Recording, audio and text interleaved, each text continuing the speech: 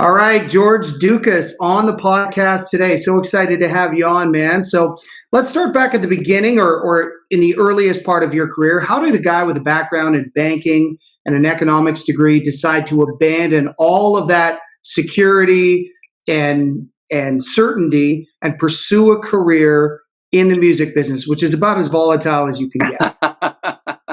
Yeah, you're right. Sorry, I'm just adjusting. That's okay. Moment on my tripod, and we're good to go. You're looking good. So, man, I just, college was never, it was never an option for me. I mean, it was always the only option, I should say.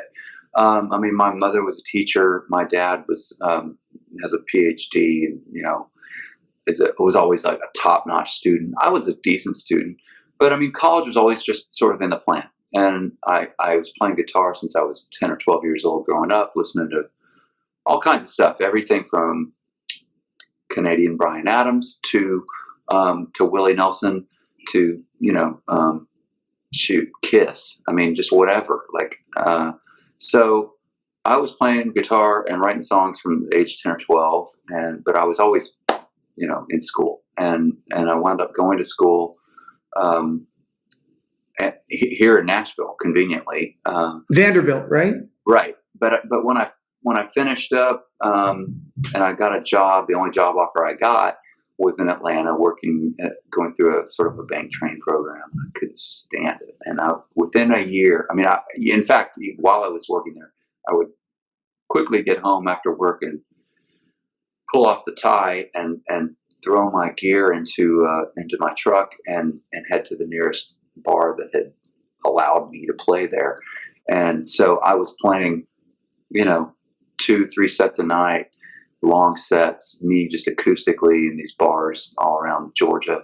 I'd get home at 2 a.m. and I'd wake up at 6 a.m. and get to work the next day. And a year into that, I was I was making trips to Nashville during the weekend to try to sort of, lay plans. And when you're putting in that kind of commitment and that level of conviction and those many hours, you love it.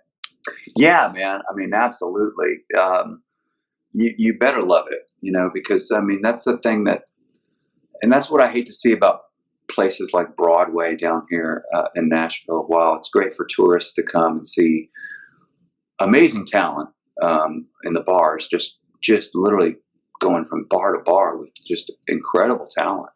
These guys can play, they're all looking for their first deal, But what I hate to see is the hours that they've put in and just giving their wares away basically for $50, which they have to pay in parking downtown, and that's literally all the bar pays them is like $50. We undersell ourselves consistently. And I know this because my major was economics, and I know this because I know there's a market for everything that's valuable, and it's got a price on it, and the price is higher than what Spotify is paying or what the bars pay generally frequently. And, you're just better off saying no, but to collectively get people to, in effect, unionize and be smart about it and command the wage that they are deserving is very difficult. So, at the risk of sounding too liberal, I do wish that we were more united as artists and musicians. Right. I don't think there's anything liberal about wanting to get paid for the work you do. I think that's more than fair. And a guy with an economics degree, you must have been just driven crazy when you first saw some of the album or the record deals that were being proposed at the time. And especially in the 90s when it was like the heyday and the bubble of country music, and really the first big bubble where country music went to the point where it was incredibly culturally relevant across all echelons and demographics, right? You must have been just like, are you kidding me half the time? I was just, I wasn't that forward thinking or didn't have that much wisdom. I was still only, 24 or something at the time. So I was just pleased to be, on the playing field, really frankly. In fact, my first record deal, I don't even know if I really read through it too much before I just gave it to my attorney and said, figure it out, I mean, right, because you were really driven to get signed. And did you have a pub deal? You wrote one of my favorite songs in the early '90s. You co-wrote for Radney Foster, "Just Call Me Lonesome." Oh, right. Now, did you have a pub deal when you wrote that, or did that sort of like get the attention to get you the Liberty deal? It kind of did get the record deal. It did get me some attention to get the deal. The publisher was Universal Music, but I wrote the song before I signed a pub deal. However, that song became a part of the pub deal, of course. So it's kind of an entry fee, if you will, right. in the business. I mean, they knew it was a single. They knew that they saw artist potential in me. So there was potential there to have a profitable publishing deal. And that's the way publishing deals work a lot of times, even now. And I mean, they want that writer to hopefully be, unless it's... they want to mitigate their risk. Yeah, unless it's Jim Collins or somebody that's a veteran writer that they know is going to be writing hits because they have a name brand. If they're signing a new writer, they want it to be someone maybe who's self-contained that is going to be putting out product on their own and monetizing it, right? So anyway, so yeah, Just Call Me Lonesome. I appreciate the kind words. That it was definitely a catalyst for me. I mean, it wasn't the only factor, but it was a big one, and it did help sort of procure a publishing deal, and that led to they became a semi-integral part of getting me signed or making an effort to get me signed.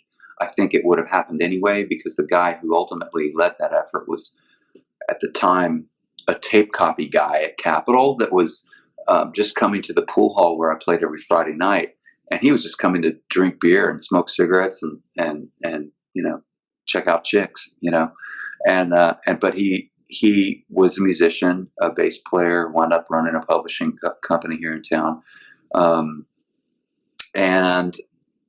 His name is John Allan. I think he's still in the business. I think he's running a label of some sort now. And anyway, he took me to his A&R boss, who took me to Jimmy Bowen, who was a longtime president of both MCA and Capitol. And I played in Jimmy's living room, and then Jimmy came down to the pool hall and saw me play and brought his bodyguards with him. It's crazy, like, to think about. Like, literally, this place was a dive. It was a pit. It was the only place that would serve beer by the quart. That's how it served beer, Jim. Quite honestly, like a huge bottle. Like, this thing was a liability for sure. Like, the bottle probably weighed half a pound. I mean, if you chucked it at somebody, it would kill them. You don't want to get in a bar fight in that place. For sure. Yeah. And it wasn't really a bad place, but there was some seedy stuff. It was just seedy enough to make it interesting. So Jimmy came down, and was he the guy ultimately who believed in you enough to do the deal? He was the guy who endorsed it. Yeah. Straight up. Real quick. And I didn't sign it real quick. I kind of sat around on my hands for several months looking for maybe a better deal or maybe a hotter label like Arista at the time. Mm-hmm. Although Jimmy Bowen was pretty hot at the time. They had Garth, and that was both their blessing and their curse, because it was a very dysfunctional building due to Garth. I mean, quite frankly. And I mean, I'm grateful to Garth for recording one of my songs. He made a duet with George Jones, so I was on. Yeah, BWRUN. Yeah, that was. That's right. So I'm grateful for that, but it was a mess of a place due to Garth's career at the time, and right. And a lot of people. Well, Garth's career probably just demanded so much attention, right? Like, there was so much going on. He was driving so much revenue into that label. He was keeping the lights on. He was keeping the lights right, on. and they needed to dedicate so many resources to that account that it probably adversely affected everybody else. Even though I'm not sure that was Garth's intention, it's just attention goes where the money flows in this business, right? Well, that's just how it works. Spoken like a true businessman, absolutely. It is. And I recognize that now. But at the time, you were much more emotionally invested, let's just say. Right. And yeah, I'm not sure. I don't think it was necessarily by any ill will or design on the part of Garth. But Garth is about Garth, and that's just the buck stops there, and he was keeping the lights on. I mean, he drove He commanded a lot of resources. Exactly. So if he made a decision change at the time, it would definitely affect everyone else's sort of stuff. I was fortunate though. I was I could have been better timed had I come on maybe perhaps during the Mike Dungan era, which they're killing it now, with a number of artists on that label. But they are. But I was still better off at that time than many who never even got product out. And I had not only got 2 albums out, I had a string of Billboard, charting songs and one bona fide hit. So that was cool. Well, and that's the thing is you actually had a couple of songs that struggled before you had Lipstick Promises, which was the big top 10 hit at the time. And you come from an era when labels were more likely to invest in the artist because they believed in the product overall. They were willing to stay in business with them, and they would deploy some patience and some resources rather than throw one single against the wall and see if it sticks or not. Right. And that did pay some dividends for them as it pertains to your development at the time. Did you feel like when Lipstick Promises crested into the top 10 that like, okay, finally we got this thing rolling? Or, what was going on in your head at that time? I was excited, but also a little bit frustrated because we were everywhere at the time. I mean, there wasn't a city I hadn't seen. There wasn't a state I hadn't been to. And yet, in many cases, in many markets, we found that, my tour manager at the time, one of his jobs was to go into the retail markets at the time. This is back, when CDs were still the vehicle for music, right? Mm-hmm. He would go into every market we went into, including New York City or wherever. He would go into the retail stores, whatever they were, and see and check out the product positioning. And in many cases, there was none or maybe 1 or 2 CDs of mine that were in the stores, which just wasn't, we wanted better representation than that. But it's a struggle. It's a timing thing. And I think we were maybe hurt by we were fairly hyped at the beginning, and then Teardrops did pretty well, but it only went like top 30, top 25, something mm-hmm. like that, which was the first single. Right. To me, I thought it was great. I was fine with that. I didn't consider it a failure. There's a theory that, and I don't know how, I don't know how well versed your audience is in the music business, but there's a theory that your first single is always sort of the sacrificial battering ram or sacrificial lamb, that it sort of paves the way, but it doesn't. It sets the tone. Yeah, it doesn't have an easy road though, because you're an unknown entity. So I felt like Teardrops did its job. It was in many cases really representative of what I loved about country music. So stylistically, it was like didn't make any sacrifices for me. I didn't make any sacrifices in general. Still really don't. But I made even less than probably in many ways. I was just narrower. But and I felt like it was in many cases a first time I ever heard one of my songs, my own recording on the radio, not just Call Me Lonesome or somebody else singing it, but my own. And so it was cool, and it set up Lipstick Promises to do what it did, but the retail side was kind of lagging. So there was that frustration there of just a little bit of, man, we should be, front and center on an end cap right now. We got a top 10 record, Right. And a top 10 record that was very distinct, right? It didn't sound like anything else on the radio at the time. When the format was sort of like very homogenous in the early and mid 90s, everybody was using the same few producers. Everybody was using the same nucleus of songwriters almost, right? Like from Allan Jackson to Rick Trevino to Tracy Byrd. And then you had this hit that sounded completely different than anything else on the radio and really did translate.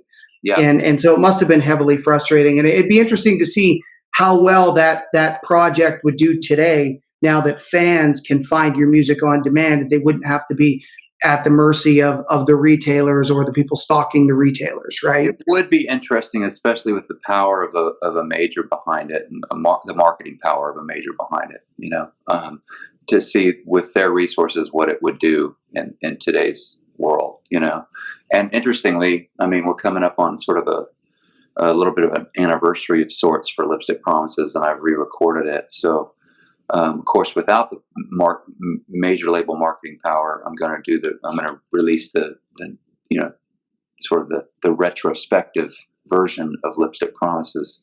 And it's not trying to be the old version. It's just trying to be its own version. So, right. Sometime this year, we're trying to figure out what our timeline will be on that. I mean, the record's in the can, but it'll just be a single. It's not part of any record. It's not part of this new record of mine, Yellow Rose Motel.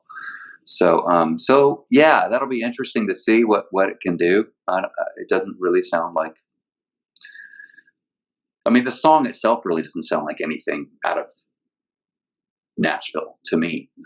No, it never did. I mean, you sounded and sound more like a Bakersfield artist to me. Yeah. You've got that Thanks. Buck Owens, Dwight Yoakam, but it's your own thing. It's just those are the influences that I think as a listener get pulled into it. Is that on point? Yeah, Jim, absolutely. I mean, look, both those men are influences and fantastic artists. As is Willie Nelson, probably more from the songwriting angle. As far as just teaching me, studying it, and sort of learning by listening as a kid. Just sort of what's that word when you soak something up? Osmosis, maybe. Mm-hmm. But Dwight and Buck, who I went back and studied. Of course, I didn't really grow up hearing Buck much, other than seeing him on Hee Haw reruns or whatever. Doesn't count. Doesn't really count. That's not really representative of Buck's records, man. And Buck and Don Rich and what those guys did, was groundbreaking, and the Beatles recognized it.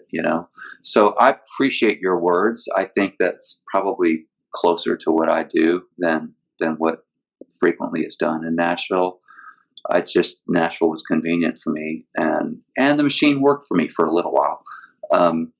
But I'm certainly. Well, the interesting thing is, too, as I listen to your new record, Yellow Rose Motel, and I review your old record, one thing that I made as an observation is Liberty Records at the time must have given you quite a bit of creative autonomy, because your sound is your sound. It's not like you had this sound in the early 90s and now you're making records independently and they sound completely different. You hear that with some artists who finally have the reins on their own creativity, and it's like the music is completely different.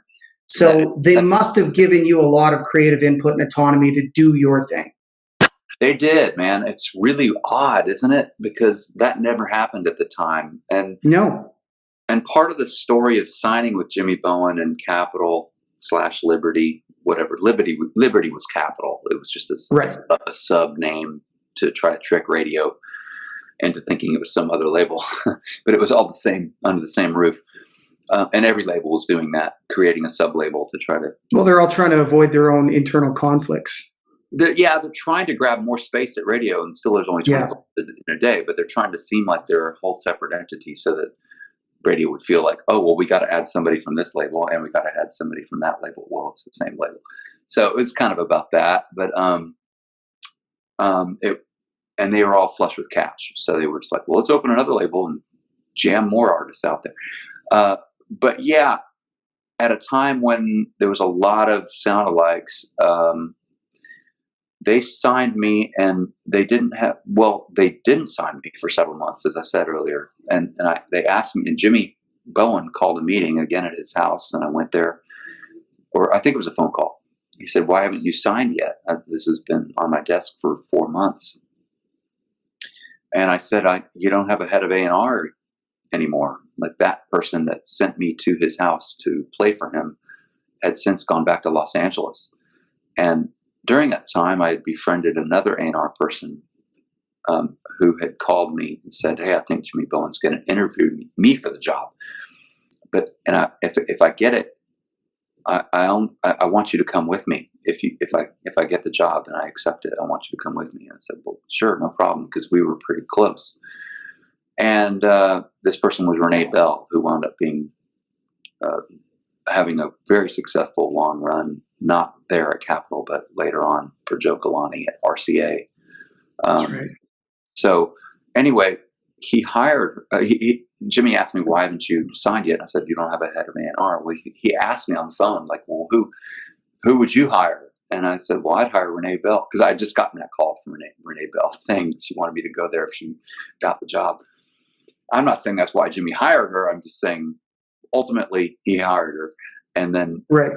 And then once he did that, it was like a no-brainer for me to sign there. And she gave me the autonomy in the studio to go make my record. And honestly, they never even heard any of the songs, the versions at least. Maybe they heard work tapes, but never heard the rough mixes or anything until the record was done. And that's highly unusual today or back then, you know? So it's pretty cool. And I'm glad you think that Yellow Rose Motel, the record that is the new record, is, you know, somewhat consistent with that and represent. It is creatively consistent. I mean, when I listen to some of the tracks on it, it's like, oh, these are like right from George Ducas's heyday. So it's pretty cool. I mean, like I said, I think I'm broader now a little bit than I was then. But I'm glad you think some of it is kind of like still right down the middle, you know, of what my brand is or whatever.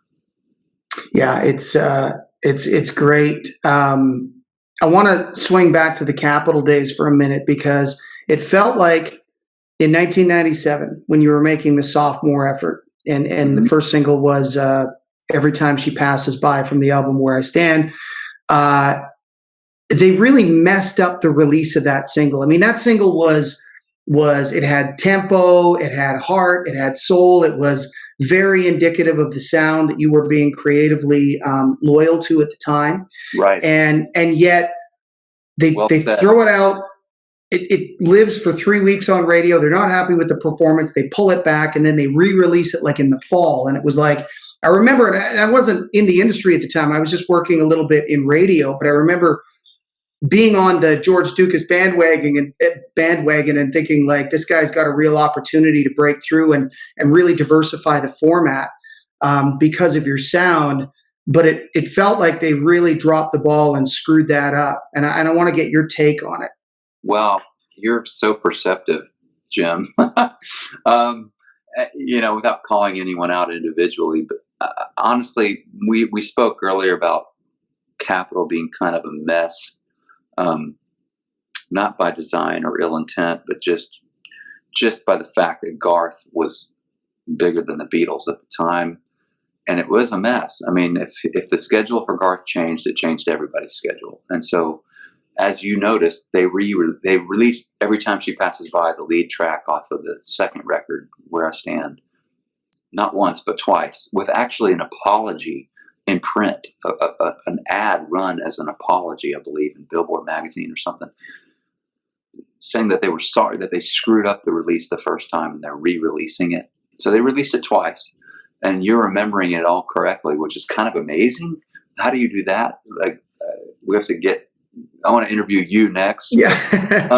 Quite honestly. I had to refresh the points, to be candid with you, but I remember it all going down, and it resonated with me when I refreshed myself on it. And I was like, you know, I wonder what that looked like from the inside, because as a radio person at the time, I remember what it looked like from the outside, which was a major screw up. Yeah. Well, they did. I wasn't happy. I mean, I guarantee you weren't.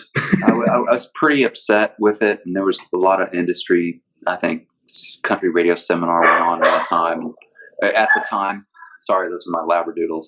All good. And I remember just being so mad I couldn't even look at the head of promotion. But really, I mean, behind it all, I didn't know then, but you know, again, the Garth schedule changed, and that just threw everybody off. And my record had just gotten out there, and then it became all of a sudden not the priority. And you know, while I'm sure it was still a mention on the back half of regional promoters radio calls, you know, oh yeah, the George Ducas record too, but really it was about the Garth record. You know, the conversations were about the Garth record, not the George Ducas record.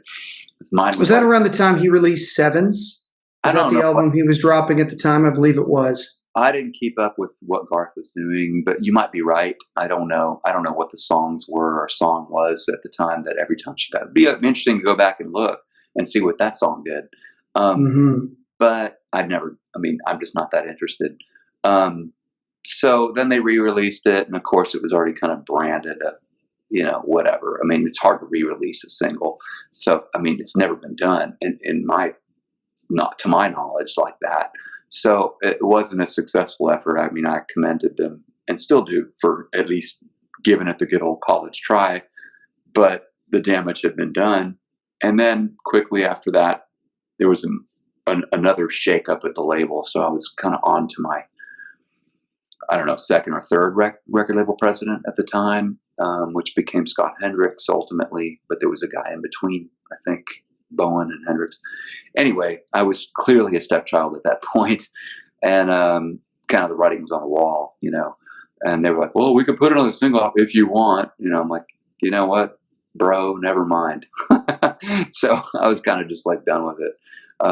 Right. So who initiated the fallout? Would you say that it more came from your side, where you're like, obviously they're not putting a full court press behind this and I got to weigh my options? Or did you feel like they were sort of passive aggressively uninvolving themselves from the project in hopes that you might quit? It was pretty passive aggressive. I mean, I did have a sit down dinner with Scott Hendricks, and I like Scott. I can still text Scott to this day. But he was like, man, we could put out some more singles on this thing. He's like, frankly, I don't know what's going on with me here either. And, I could see you having you had some steam behind you, and, I don't know that you do right now. And I don't know that we can give it to you. But I'll put another single out if you want, kind of thing.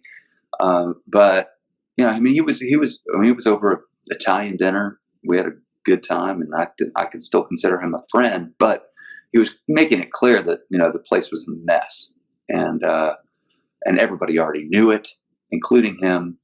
And, that's why he went on to Warner Brothers and become president over there. So, I was like, he even advised me, don't mess up your brand any further. Don't let this place mess up your brand any further by putting out more product. I mean, unless you really want to do it, we can put out something else too. But, he was like, I could see you going a Patty Loveless route, getting re-signed to another label and picking up steam again and going, it happens. Kenny Chesney, for that matter, had like what, four records, yeah, let's say, before he sort of became Kenny Chesney. So, but at the time, so we agreed to sort of end it there. But at the time, I really thought some of the label would kind of come calling to me. I didn't want to pursue it. I mean, it happened so organically for me the first time around. And maybe it's pride or whatever, but I just didn't want to go scraping my knees up and down Music Row looking for that next deal. And I figured it would come to me. I mean, it would made perfect sense to me. So, of course they're going to come calling. Well, I started writing songs, and then I started getting songs recorded by other artists, and nobody really came calling. Shocker, yeah. Well, I think some of that might be pride, but I think you're being a little hard on yourself too, because you need interest. Like, you need interest. If you want a good partner, they have to be somewhat incentivized to work with you, and they're going to express that if they really believe in you. So, some of the advice I give young artists when they reach out to me is the best time to sign a manager, agent, label is when you have options. So hold on to your value and build your equity and grow your brand. And when 6 people are trying to sign you, that's the time that you can negotiate the best deal, make the best choice, and surround yourself with the best partners, because you're negotiating from a place of strength, right? That's exactly right. So I mean, you're right. Pride factors into it for sure, but the truth is, like, if people aren't coming to you with a vision and a plan and passion, and they're signing you out of obligation, you're never going to get a full effort out of them. Yeah, no, there's something to that for sure. Yeah, and I think,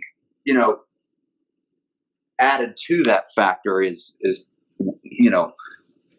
a great songwriting community. one which I became very sort of entangled with.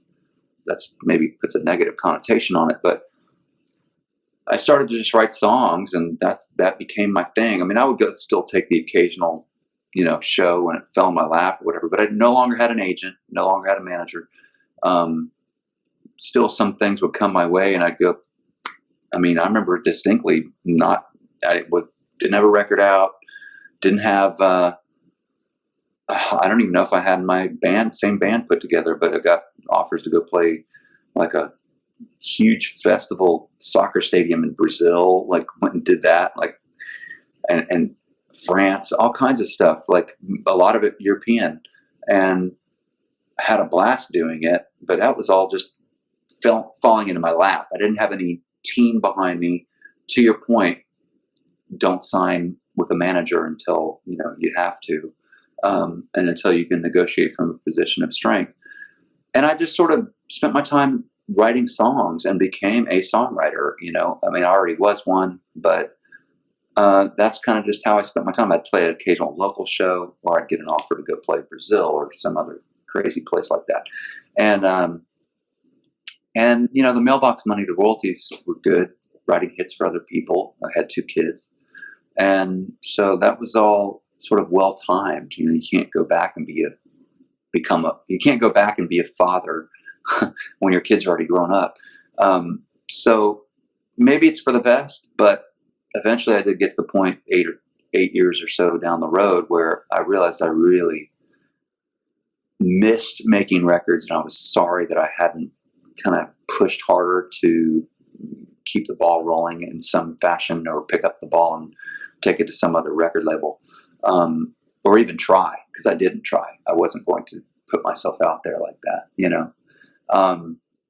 So I started to just make an independent record that became just a little 6-song thing, that became a 12-song thing, which became 4340, that was released, I don't know, 6 years or 7 years ago.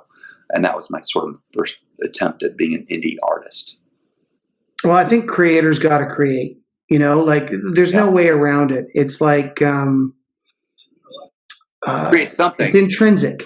It's intrinsic, right? Like it's this calling that you just have, but you were able to continue your career the way you started your career in writing hit songs, not only for yourself, but for other artists too. Like you had a #1 with Sara Evans in like 2005 or something, I want to say 6 or something. I don't know, but yeah, a real fine place to start. Right. And are you still engaged in writing and pitching songs on a regular basis, or what's that process looking like for you now?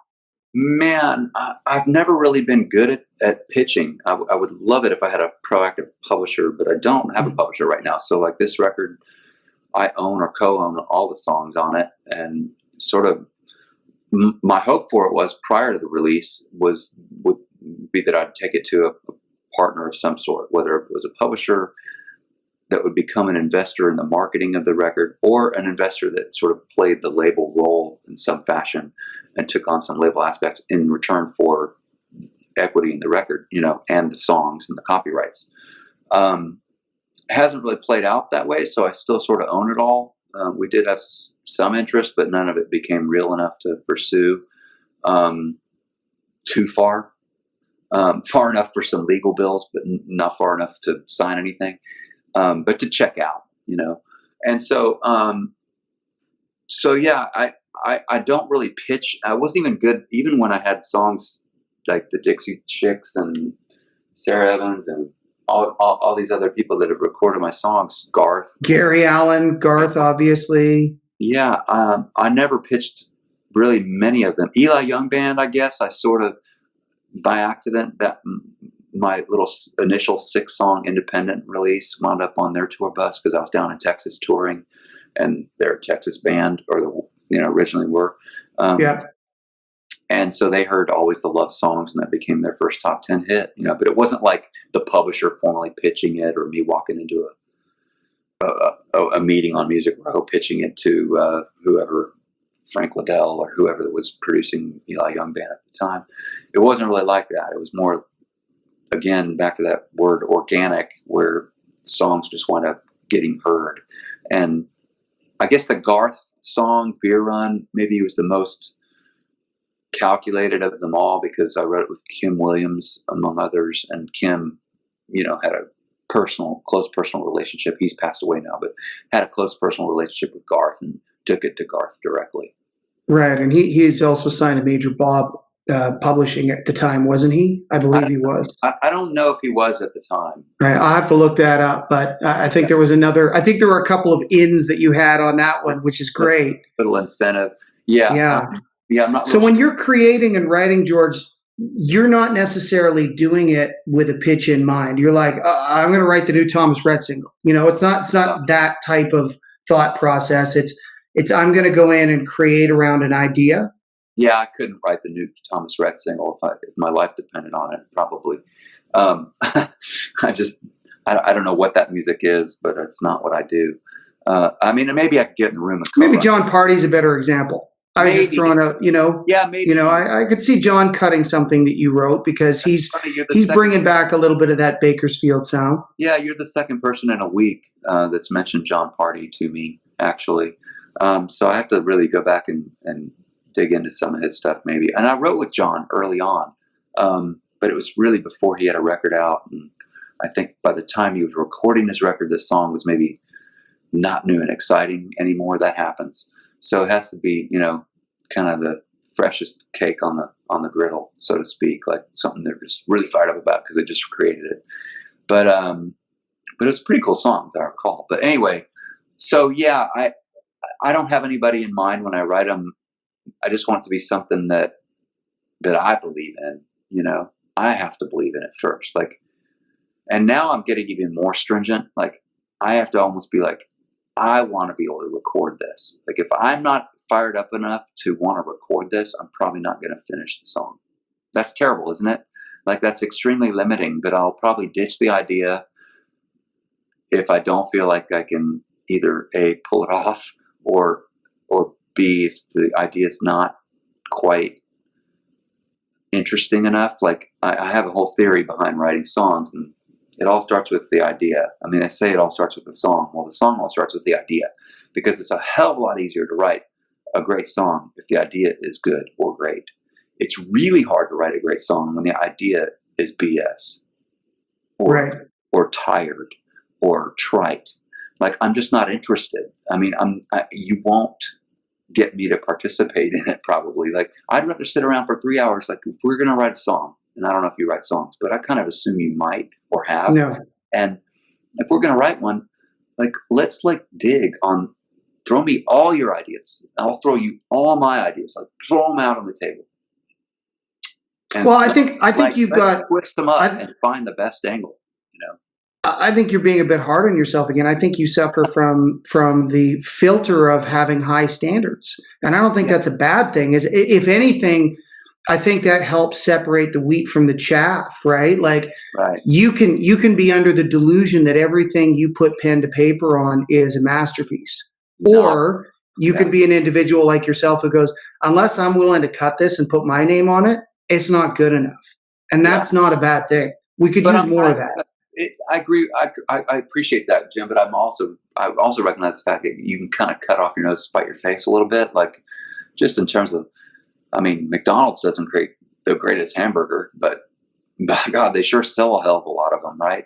So I mean, I'm a stylist, and what I do, I'm highly narrow, perhaps, in what I do, and I think that's what makes great artists. Like, when you hear Tom Petty, you know that it's a Tom Petty song because it's just freaking awesome, right? I mean, it's not going to be recorded. Foo Fighters, Beatles, go down the list. It's like, a couple of bars into that song, who it is. Yeah, no doubt. And I only want to make music like that anymore. Like, so that's going to really limit me as far as getting cuts as a writer, probably, unless I have a hell of a publisher or pitcher, plugger, song plugger. But I just don't want to get in there and write today's stuff. Like, I don't really care. I just don't believe in it. That doesn't have lasting value to me. And, no, they can all scoff at me and say, well, we're the ones playing the arenas. And well, fine. I'm okay with that. I'm just doing my thing. Isn't are there not creative aspects in the business that are somewhat cyclical? So there are trends where country goes very pop, and then it goes very traditional, and then all of a sudden a certain component of sound, like a Bakersfield type sound, gets very popular. So maybe keeping that in mind could actually put you in a position where you're ahead of the curve for next time. Yeah. Something like that. The neo-traditional thing comes back around with bands like Midland or John Party. Yeah. And Midland, John Party are two good examples of that. You're right. Maybe being so far behind the curve puts you ahead of it. But yeah, absolutely. It's like kind of like fashion, and I've said for years, but like bell bottoms have come back. Bell bottoms, the length of women's skirts, it all comes back. Like it all, doesn't it? I mean, high-waisted. Yeah. Yeah. Exactly. All that stuff. Yeah. So I'm cool. I just want to just keep doing what I do. Like I did chase a little bit. I mean, none of my songs that got recorded reflect any sort of trend chasing. They're all kind of just pretty standard, what I'd call George Ducas songs, except maybe Beer Run's a little goofy. Like I wouldn't have recorded that, period. Just wouldn't have done it. I mean, and yet Garth Brooks and George Jones did. I know. So there's where you can cut off your nose to spite your face, right? I mean, I drove home from writing that song that day going, kind of rolling my eyes, man. I mean, quite honestly, like I was like, this stuff, I don't know, what am I doing, But so that showed me, that, I mean, what I do is limiting. And so can some of that be overcome with a great collaborative team though, where maybe you've got an idea. Let's just say you've got this idea and you're going down the path on it, and that path ends for you, but someone else within your creative nucleus goes, hold on a second, there's some brilliance in this. Let's take it this direction. And I think we've got something. Like, I think the secret to the block sometimes is getting that real-time feedback from someone you have rapport with. And do you have that? Do you have kind of a regular group of people that you get together and collaborate with?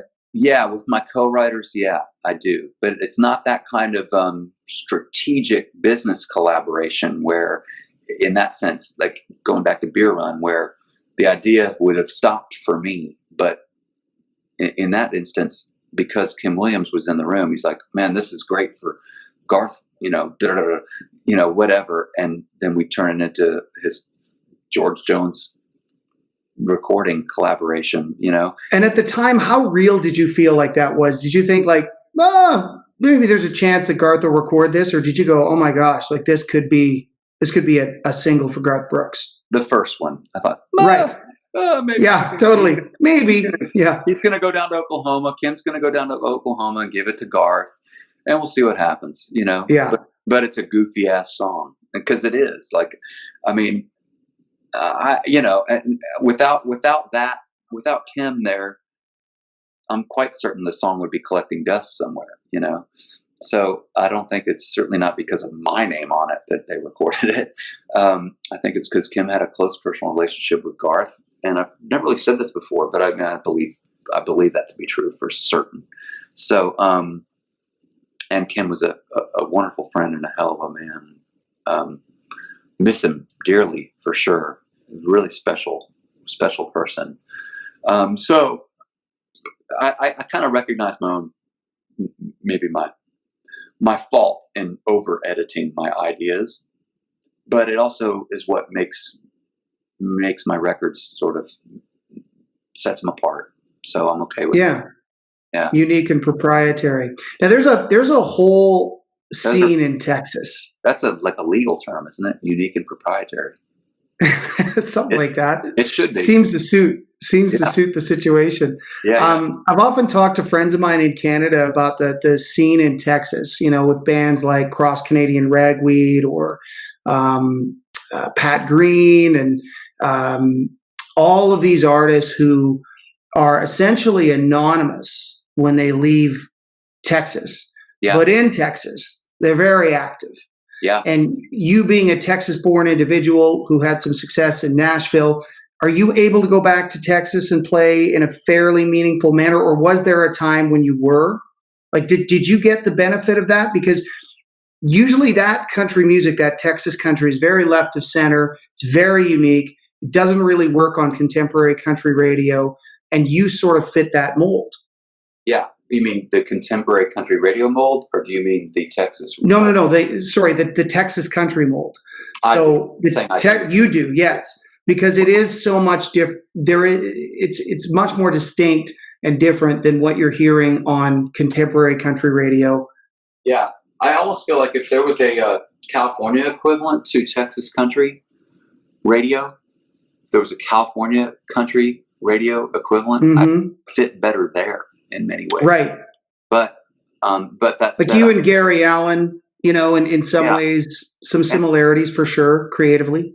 Yeah, I mean, for sure. Mark Wright told me, who produced Gary, I think, his first several records.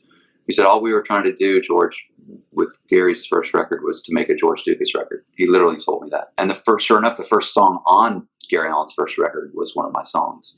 So, but going back to Texas, which I take as a compliment. I mean, it was frustrating at the time, but whatever. Anyway, I play Texas certainly, but I will say I don't think we've maximized the message there, right? Or I have not maximized the message there. It's a big game down there. A lot of places to play for sure, and it's a big movement. The red dirt scene, the Texas country scene.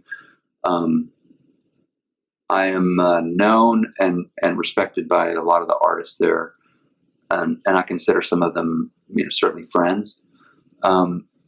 But meanwhile, I'm stuck up here in Nashville, so it's hard to take advantage of a lot of the stuff down there in real time.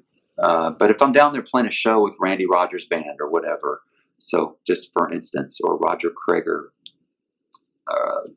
Kevin Fowler, Kyle Park, there's just a bunch of names down there that I'm, fairly close with. And these guys they're icons in Texas, but you go north of the Mason-Dixon line, nobody's even heard their name. Yeah, I mean, that's sort of like I guess they tour now into the Midwest and a few spotty places up on the East Coast even, but it's grown for sure beyond Texas. But you're right. As far as Canada, probably I don't even know if they've ever played there.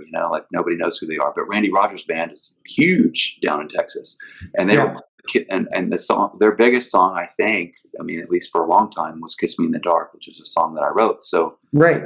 If I'm down there sharing a stage with them, inevitably they invite me up and sing the, back half of the song. So like Randy sings the first verse and first chorus, and he wants me to sing the second verse and the second chorus, and we sing the third one together. And that's usually the last song of the night. It's like everybody's going crazy, and that's a great, cool endorsement that they do that for me or with me. But all that said, I don't think I've fully utilized my Texas heritage because I am up here and it's harder, and it's a little bit of a fraternity down there, and who's making the call on your behalf matters in terms of in the booking world. So there's a couple agencies that are more focused on Texas and really basically own the Texas touring market, and it's not William Morris and it's not CAA, while they do plenty of business down there. The one that really, really owns it is Red 11. It's a little agency out of Nashville, and I'm friends with the founder, but I'm not on the roster yet anyway.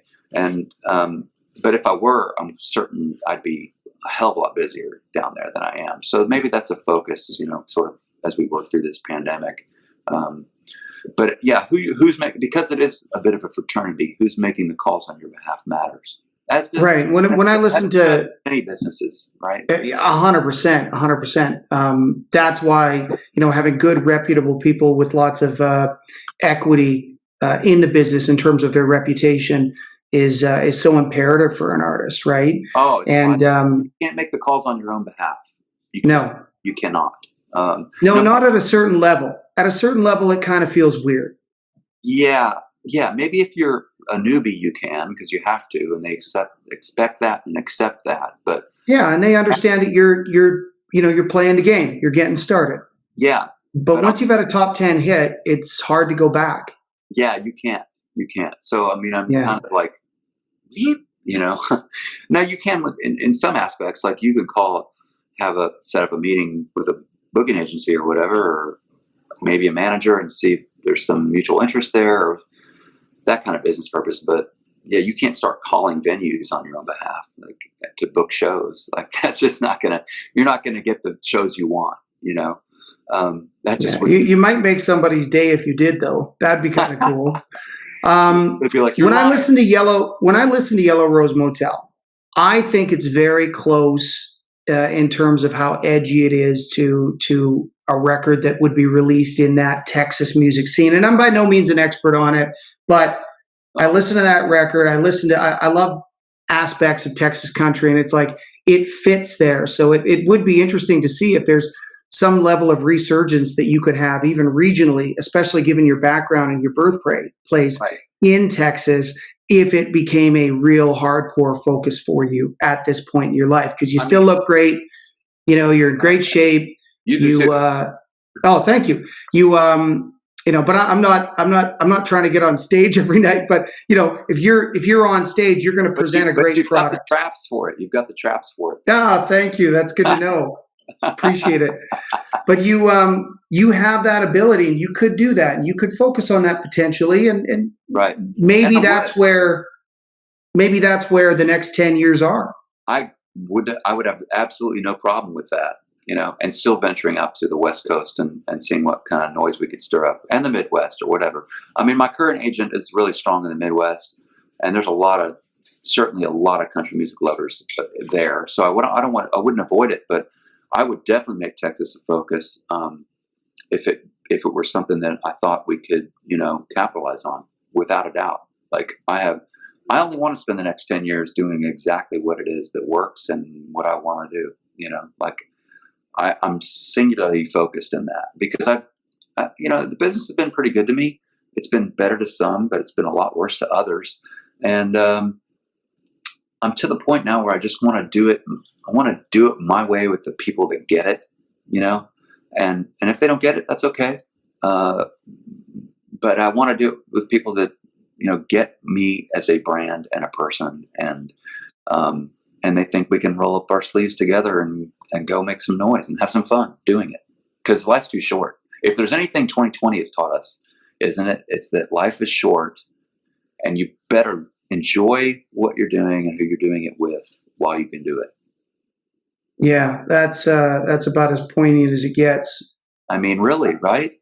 Yeah, and you've also, you know, whether it's success or age, you're out of that desperation bracket now, and right. That's a big impediment for a lot of young artists, you know, and I understand. I always say this. I empathize with them because they've done so much for so long on their own. Someone comes along, shows a little interest.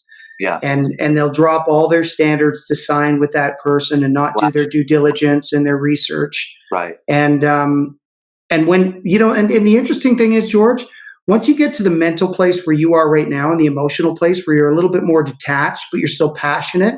Right. But you're not making decisions based on, oh my God, if I don't make it, my life is over.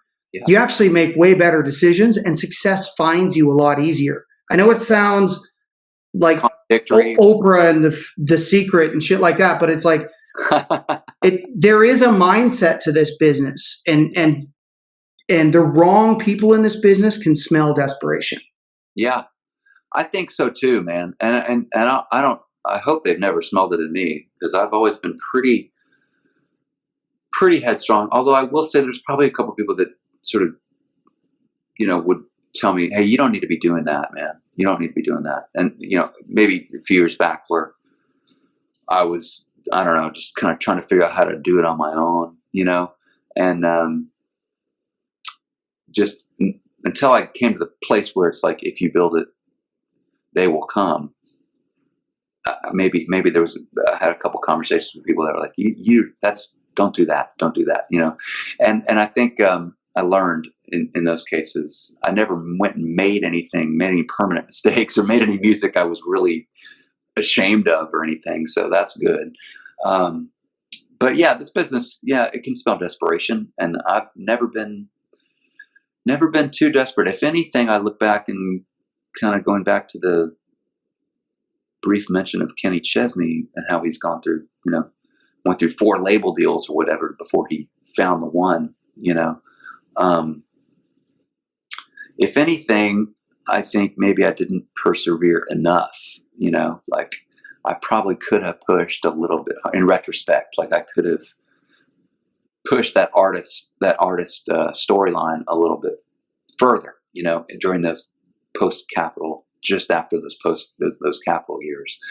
And right. Capitalize on the momentum. Yeah. Because there was still momentum. Yeah. There was still momentum, being the squeaky wheel, not being desperate, but not being afraid to be the squeaky wheel, Right. So, but like you said, to your point, hey, negotiate from a position of strength, and that's leverage. And so if anything was really going to jump out at me, it would have perhaps, Right. But maybe I just disappeared into the woodwork and became a songwriter, or maybe a little of both. We'll never know. But I like where I am. That's the key. I like where I am, and I like the music that I've made recently. And you're proud of it. You own it. You're not sharing it with anybody. And, in some ways you might come up financially ahead of where you were in your heyday because you've got 100% of it. Yeah, perhaps. I mean, it's possible, I mean, I'm certainly okay with it regardless, whatever happens. But I would like to work with a partner that kind of knew what they were doing. That would be cool to me. It's tough to make, because I don't pretend to know everything. Like, it's funny, but you've been in this business a while, Jim. I've been in this business, but I don't know what I don't know. Like I know there are things out there, especially on the technological end, that people do that are super smart and super effective that perhaps aren't even maybe that cost prohibitive, but I don't know how to do them, and I don't know who knows how to do them, and they're not in my phone. So I mean, I only know who I have access to, like, right, and what I have access to. So. And there's a lot of hocus pocus around that too. There are people promising Spotify followers and promising streams, and as soon as you see that, at least in my gut, I get pretty suspect. It's like, well, how can you promise this is going to get playlist placement? Like, so. Absolutely. As much as you might be right, there is sort of this new frontier on the technological end and how it interfaces with music. There's also a lot of charlatans out there taking advantage of people, and it's pretty easy to get sucked into that if you're so open to all of it, right? No, there's always been charlatans in this business, and I suppose in many, but there's a lot of BS out there. And really, we've done it pretty organically, although with more of a digital focus for sure than I've ever had before. So that's cool.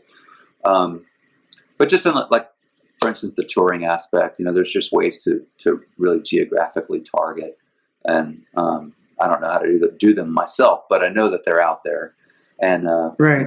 Just there are smart ways to go about those things that are effective, and doesn't guarantee anything. Doesn't guarantee people will show up at the show, doesn't guarantee people will follow you on Spotify or whatever, but it'll get your music heard or your ad seen, and from there, what people do with it is up to them. And it gets you back on stage. Yeah, for sure, man. And which is something that's really what drives creating music for me is being able to be out there with a 4 or 5 piece band, slinging it. I love it. I love the smell of amplifiers. Let me see if I can find them for you. Like, there's a Vox AC30 that's been sitting here doing nothing all year, and then what a shame. There's another one right next to it. I don't know if you can see that either. Yep. But anyway, so I mean, that's really why I do what I do, and I love what I do. I love playing. I love performing. It's a chore to be out there. Sometimes it's difficult. Like, as you probably know, you've probably been out there yourself. It's not all fun and games, but playing music is magical, and I love to try to bring that magic to people. Oh yeah, there's a lot of glitz and glory, but there's also a lot of difficulty, especially when it comes to traveling, getting the proper amount of sleep, keeping your health on track. You know, those things often get underestimated, right? And they are imperative. Oh yeah, for sure. I make it a habit, because I book and route a lot of tours, to make sure that I get out at least once a year and follow an artist for a while on the road and spend some time with them, sometimes on the bus, but sometimes I'm just flying along, and you realize how busy they are out there and how much their time is monopolized between media and sound checks and listener parties and radio obligations while they're on the road. And absolutely, at some point they got to get some food into them. And, you know, you start to really understand how artists can fall apart on the road if certain things aren't taken care of or paid attention to. And I think it just makes me better at my job too, because I can feel the process more when I'm engaged in it. Well, you're a saint to be willing to do it, you know, because most people that are on the business end of this business haven't been out there much. I mean, maybe they pop into one show and back home or whatever, but they're not out there, you know, seeing how your time is allocated and how, you know, how the artist is actually allocating their time, and are they being responsible with the time that they do have. And the food that they do eat, is the food that they eat nutritional? Yeah, or totally. Or they wind up looking like crap in 6 months, you know? Yeah. And there's also a real-time market feedback opportunity. So one of the problems I think that industry people have is when we get into the business, we get too close to it, right? And we fall in love with songs that maybe aren't marketable, right? So at least when you go out on the road and your artist is, say, playing potential singles from the new album, you can watch the audience, see how they react, see if they're singing along by the second time the chorus comes along. And then you can like go, okay, I like this song, but now I see they like this song. Right. And now I know that I can help market this. Right. I know that this song will connect and resonate. And so I agree with you. I think it's imperative for industry people to get out from behind that desk every once in a while. Obviously not right now, but when things get back to normal, and get out there and feel the energy of the audience, so that when the artist comes back and says, I really believe this should be the first single, as an industry person, you can offer them real feedback, whether it's agreeing or disagreeing, right? But it's like, actually, the single they loved was this, this, and this, and here's the video, you know, and then you can give them better counsel, right? Or you can you're showing them the reaction that the crowd with that video, right. Because the artist doesn't know. Frequently, the artist gets too emotionally involved, and I think you're absolutely correct. Like, I mean, I've never had a strong feeling for songs that I write, whether I recorded them or not. Like, whether they were the hit potential. Like, A Real Fine Place to Start for Sara Evans, I didn't know it was a #1 song. I didn't finish that song that day and go, oh my God, man, I just wrote a #1 song. Like, no, I mean, not at all. There have been Lipstick Promises. I didn't look at that going, well, there's the #1 CMT video and a top 10 record. I just finished that today. Like, I had no clue. I don't have a clue. I don't have that magic 8-ball. I don't. Never have. I just know if I believe in it myself as a representative piece of work for what I can do, and you know, does it fit my brand? You know, that's all I know. I don't know if it's marketable. I don't know if it's going to do well at radio. I don't know any of that stuff. Well, here's the thing, man. Nobody knows. Yeah, but we can mitigate the variables, right, by doing a little research, by paying attention to how audiences receive the song, by testing it out with some trusted radio people. Like, there's a bunch of things that we can do proactively as industry people to help artists once they feel like they've got, you know, if you deliver a song and it's like, I think this is a hit, and then there's my process and reaction to it, but I don't even trust mine as an industry person. Well, that's why you're good at what you do, it sounds like. Because, well, I do my best to sort of go, okay, whether or not I get this is really inconsequential. I get the artist. Right. And I love the artist and I believe in the artist.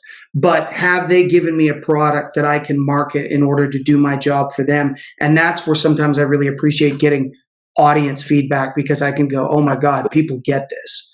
So, Absolutely. yeah, Absolutely. It's invaluable.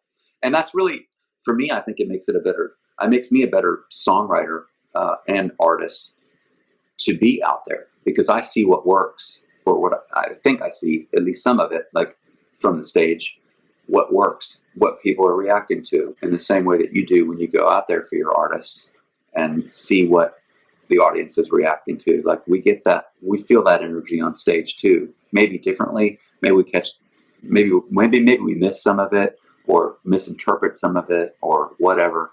But we do get some feedback from getting out there and letting these songs, live and breathe in front of people. And unfortunately, of course, 2020 has taken that away from us. But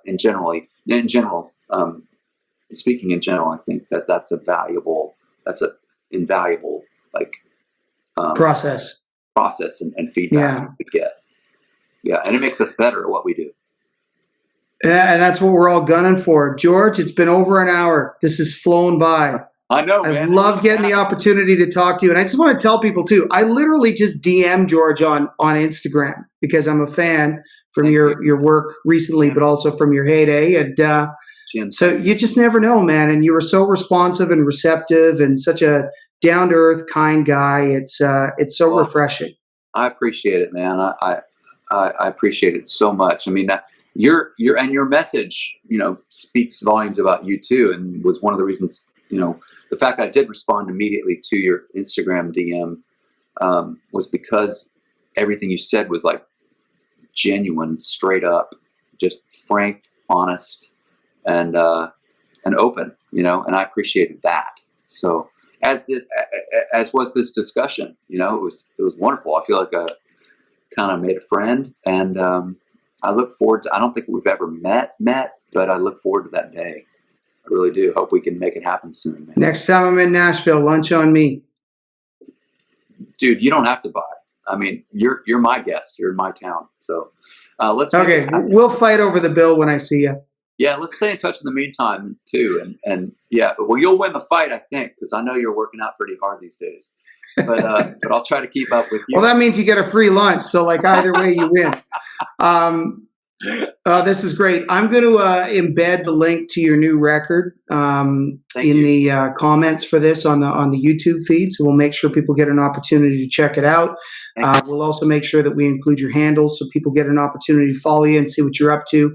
And that'd be awesome. Thanks again for doing this, man. Appreciate it. Here's the name of the new record, y'all. Yellow Rose Motel. Check it out.